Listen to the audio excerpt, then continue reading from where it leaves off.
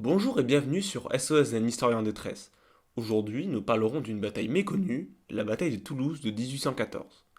Mais avant de commencer, faisons un peu de contexte historique et politique.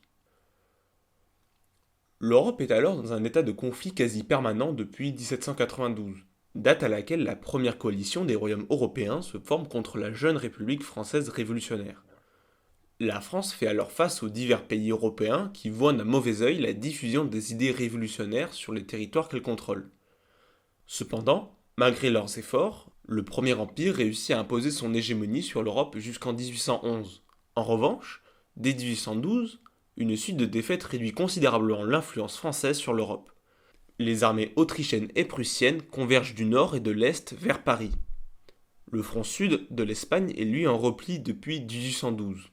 En effet, ce front considéré comme secondaire usa le système militaire français en consommant beaucoup d'hommes et d'argent. Ainsi, Wellington prend Madrid en 1812 et force les troupes françaises à retraiter vers les Pyrénées après la défaite française lors de la bataille de Victoria le 21 juin 1813. Le maréchal Soult prend alors le commandement de l'armée du Midi, usée, jeune et inexpérimentée. Elle deviendra l'armée des Pyrénées, dont le centre logistique est basé à Toulouse. Toulouse est alors un enjeu stratégique de taille. La ville contrôle la route vers Paris ainsi que vers Montpellier et Narbonne. Elle détient également un arsenal, chargé notamment de fournir l'armée des Pyrénées en canons. La ville dispose également d'une poudrerie sur l'île du Ramier, indispensable pour approvisionner les armées en poudre. C'est dans ce contexte que l'armée des Pyrénées, dirigée depuis le 1er juillet 1813 par Soult, commence sa retraite vers le Pays Basque puis vers Toulouse. Wellington talonne alors Soult pour tenter de neutraliser son armée affaiblie et s'ouvrir tout le sud de la France. Soult tente de la ralentir par plusieurs manœuvres, utilisant le relief et les fleuves du Pays Basque pour compenser son manque d'effectifs face à Wellington. Celui-ci est par ailleurs ralenti par ce mois de février 1814, peu compatible avec les grandes manœuvres. Plusieurs accrochages surviennent sans grandes conséquences, sinon le ralentissement de l'armée coalisée. Cependant, les villes fortifiées de Saint-Sébastien et de Saint-Jean-de-Luz tomberont aux mains anglaises, ce qui ouvrira les portes de Bayonne.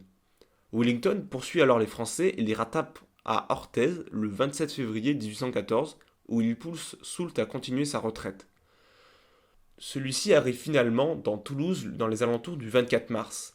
Wellington, quant à lui, doit envoyer des troupes au nord pour prendre Bordeaux et est ralenti par la météo et par la méconnaissance du terrain. Soult dispose alors de 36 000 soldats pour faire face aux 54 000 hommes de Wellington, dont des troupes espagnoles et portugaises. Wellington tente de contourner Toulouse et de traverser la Garonne. Mais cette manœuvre est découverte par les Français et les berges sont surveillées. Wellington change alors de stratégie et décide de traverser la Garonne par le nord. Il laisse cependant une partie de ses forces devant le quartier de Saint-Cyprien. Les troupes coalisées passent donc la Garonne la nuit du 4 avril par Merville, mais le pont sur bateau cède sous la Garonne agitée en raison des intempéries. Wellington se retrouve donc avec son armée coupée en deux. Cependant, Soult décide de ne pas intervenir contre l'armée coalisée divisée et fortifie sa position. Quelques escarmouches parsèment le déploiement de l'armée coalisée le long du canal du Midi et au pied de la butte du Calvinet, occupée par les Français. Les objectifs de Soult sont plutôt clairs. Retarder le plus longtemps possible Wellington, préserver son armée, puis retraiter pour rejoindre l'armée du maréchal Suchet qui remontait la Catalogne. Il fait construire des redoutes, notamment au nord et à l'est de la ville, sur la butte du Calvinet, ou aujourd'hui la colline de Jolimont. La bataille se joue en 4 points clés. Premièrement, le pont Matabio, que les troupes espagnoles tenteront de traverser coûte que coûte et qui est protégé par quelques pièces d'artillerie. La butte du Calvinet, que Soult a fait fortifier et où se trouve l'essentiel de l'artillerie française. Le pont des Demoiselles, que les troupes anglaises tenteront de capturer pour aider leur progression sur la butte du Calvinet. Puis le quartier de Saint-Cyprien, où les Français résistent tant bien que mal pour protéger le pont Neuf sur la Garonne.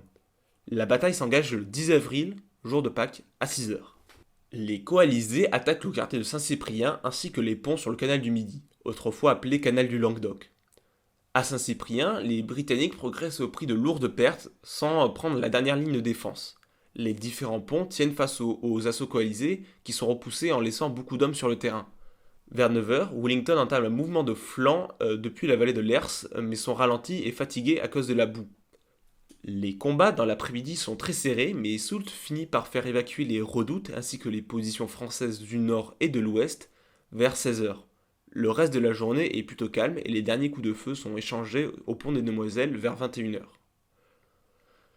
L'affrontement fait 312 tués et environ 2400 blessés chez le camp français. Les pertes coalisées sont plus fortes, avec 600 tués et plus de 4000 blessés. Le lendemain, le 11, aucun engagement ne sera fait. En effet, les troupes coalisées comme françaises auraient été trop fatiguées. Soult en profite pour faire évacuer la ville la nuit du 11 au 12 avril vers Castelnaudary, emportant tout son équipement. Wellington rentre alors triomphalement dans la ville le 12 avril. Cette bataille a été revendiquée comme une victoire par les Anglais comme par les Français. Elle a été contestée. En effet, malgré la prise de la ville, Wellington échoue dans son plan de capture de l'armée de Soult et laisse plus d'hommes sur le champ de bataille. C'est donc potentiellement une victoire tactique française, mais également une victoire stratégique pour les coalisés. Merci à toutes et à tous d'avoir regardé cette petite vidéo. Vous trouverez dans la description une page de blog sur ce sujet si vous voulez aller plus loin. Vous y trouverez également une partie de mes ouvrages et des sources que j'ai utilisées. Merci et au revoir.